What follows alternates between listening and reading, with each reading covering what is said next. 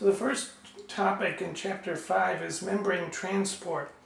So here we have the cell membrane, the lipid bilayer, and certain small molecules like oxygen and CO2 can pass through the membrane by diffusion. So diffusion means the movement of molecules from where they are plentiful to where they are scarce. So down a concentration gradient. So in the case of oxygen, there's more oxygen outside the cell and less inside, and so it will diffuse into the cell. And the opposite is true for carbon dioxide. There's more carbon dioxide inside the cell and less outside. So it tends to diffuse out. But polar molecules and molecules that are charged don't go through the membrane by themselves. They have to be actively transported or facilitated to go through the membrane. And the same for water. So water goes into the cell and outside by diffusion, but only through certain protein channels. So the process of diffusion is a passive process, meaning it requires no energy. It's just you're moving molecules from where there's more of them to where there's less. Osmosis is the diffusion of water through a semi-permeable membrane. As osmosis is specifically about diffusion of water. It's not about diffusion of any other substance. Now, what do we mean by a semi-permeable membrane? That's a membrane that lets water diffuse through it, but doesn't let the solutes diffuse through. So the solutes are the things that are dissolved in the water, whether it's salt or sugar or whatever it is. Another important term is tonicity, and that term refers to the relative concentration of the solute. It's usually used to describe the environment that the cell is in. So a cell could be in an environment where the solute is very low outside the cell. That's called a hypotonic environment. Hypo means low. So a hypotonic environment has very low concentration of solute in it. So you have, in a hypotonic environment, the cell has more solute in it than its surroundings.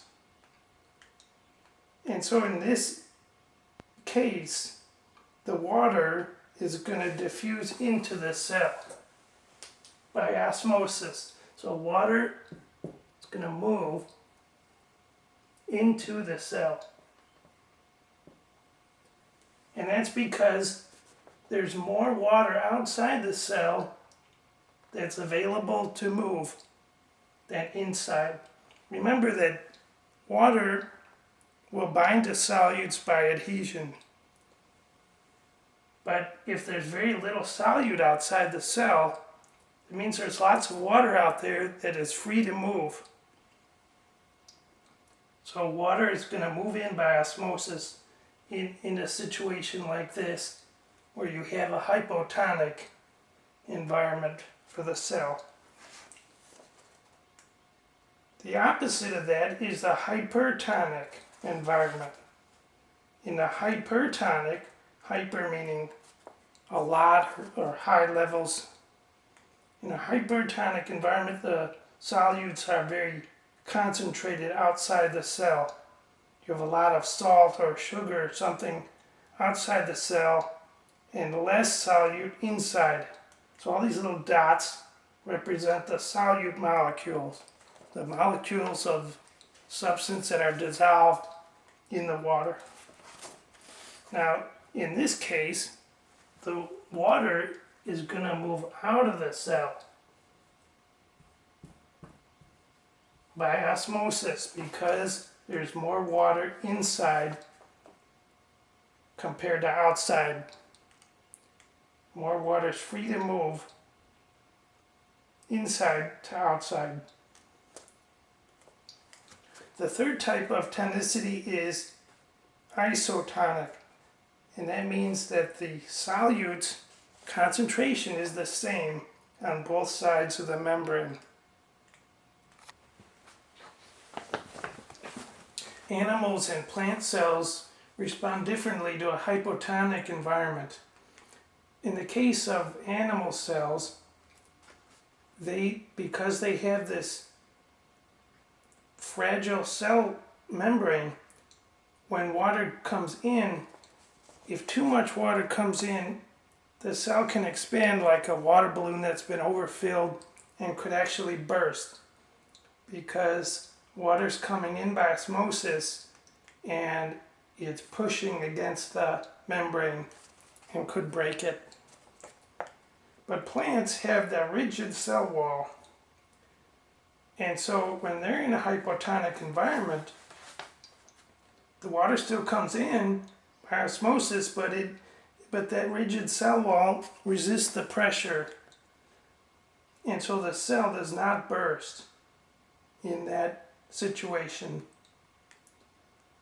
So why does the water come in and not out? Because inside the cell there's more solute in there than outside, and many of the water molecules inside the cell are binding to the solute by adhesion. Outside the cell there's less solute, and so there's more water that's free to diffuse, and so it diffuses in there and the pressure builds up inside.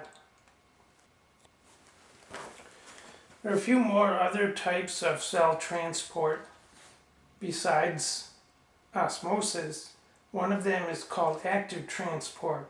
Active transport is energy requiring. So in this case, you're moving a substance against the concentration gradient. So it could either be into the cell or out of the cell, but it's moving something from where there's less of it to where there's more of it. And that requires energy because that's not going to happen spontaneously, because that's going against the gradient of concentration. And another form of cell transport is called endocytosis. And there's three basic kinds of endocytosis. There's phagocytosis.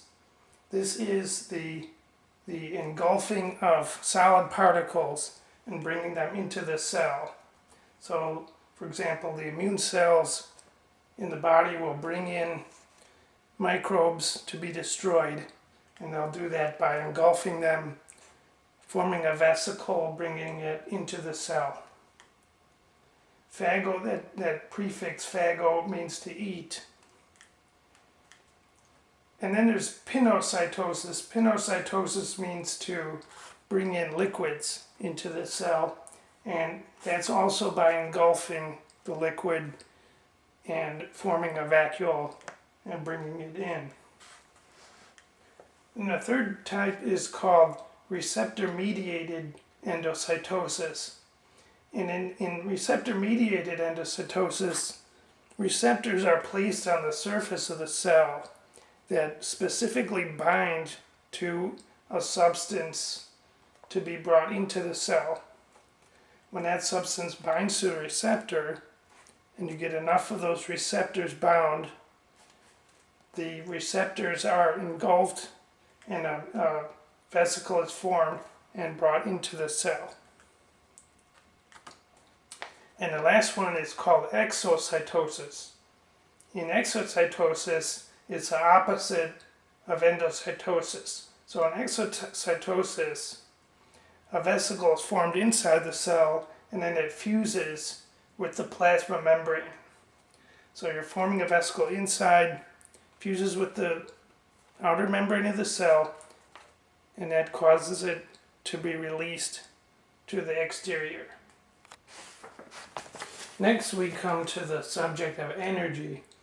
So there's different kinds of energy. There's kinetic energy, This is the energy of motion, and this includes heat. So heat is molecules in motion, and any moving object is said to have kinetic energy, including molecules.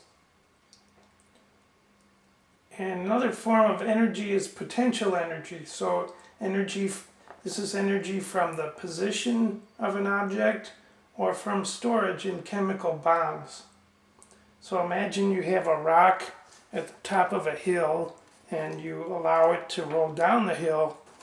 That rock has potential energy at the top of the hill, and as it rolls down, that potential energy is converted to the kinetic energy of its motion down the hill.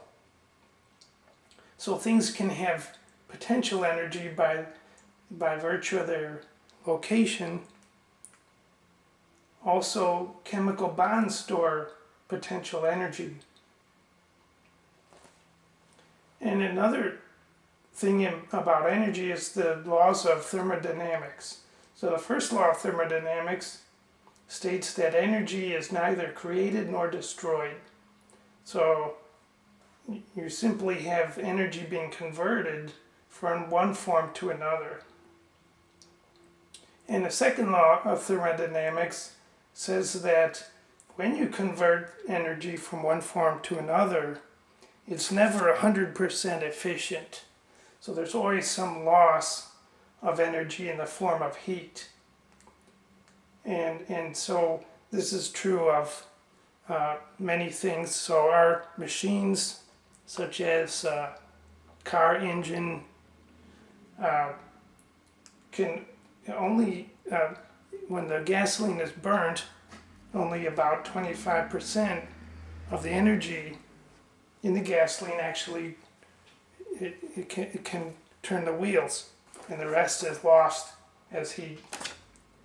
And something similar is also true for cells. So cells only use about 35% of the energy that they get from food, and the rest is lost as heat. So the amount of heat in the universe is increasing, and that's called entropy. So the second law is also known as the law of entropy, because entropy is this accumulation of heat over time from this inefficient conversion of energy. So how do cells store energy? They can store it through a molecule called ATP. So ATP is adenosine triphosphate. It's an adenosine molecule with 3 phosphate groups attached. You don't need to worry about the structure of adenosine for this course. But ATP can be hydrolyzed, so you can remove, through hydrolysis, that last phosphate group on the end. And when that happens, you get ADP, adenosine diphosphate, and the third phosphate is called inorganic phosphate. You may see the abbreviation PI. That's the last phosphate being broken off. And when that happens, there's a release of energy. And this process can go in either direction. So you can release energy by hydrolyzing ATP, or you can add energy to ADP and inorganic phosphate to get ATP formed. So if you have food, if the cell has food, it can store that energy from the food by adding it to ADP and inorganic phosphate to form ATP.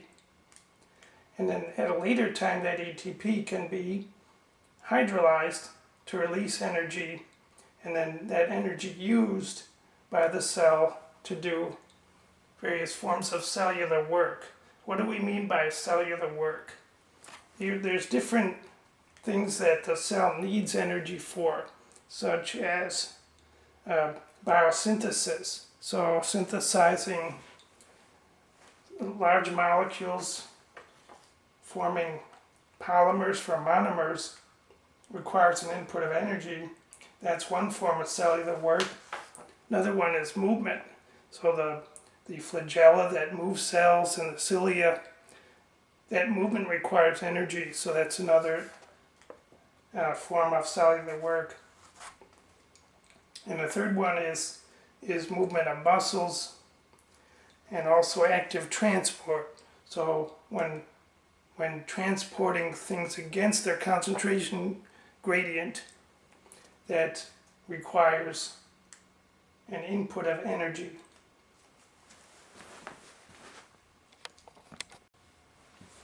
Okay, the final topic in chapter 5 is enzymes. So enzymes are proteins that catalyze or speed up a specific chemical reaction. And these are not consumed by the reaction, so they can be used over and over again. And they eventually wear out, but they can be used many, many times. And the enzymes are proteins. They have a complex shape, and part of that complex shape is called the active site. And it's the site in a cleft or depression in the surface of the protein where the reactants will bind. And what actually binds is an intermediate form of a reaction intermediate, and it will bind there and be converted into the products. What the enzyme does is it converts the reactions to products at a lower energy than they would otherwise be converted by. So whenever you have an organic reaction, the organic chemicals have a certain energy that they have to overcome in order to be converted from reactants to products, and that's called the activation energy. So if that were not the case, then organic molecules would tend to spontaneously react, but we know that that doesn't happen. Paper won't spontaneously combust because of this energy barrier. So what the enzyme does is it reduces that activation energy. It lowers it. So imagine without the enzyme, the energy is up here, but with the enzyme, that's then lowered. And that it has the effect of speeding up the reaction.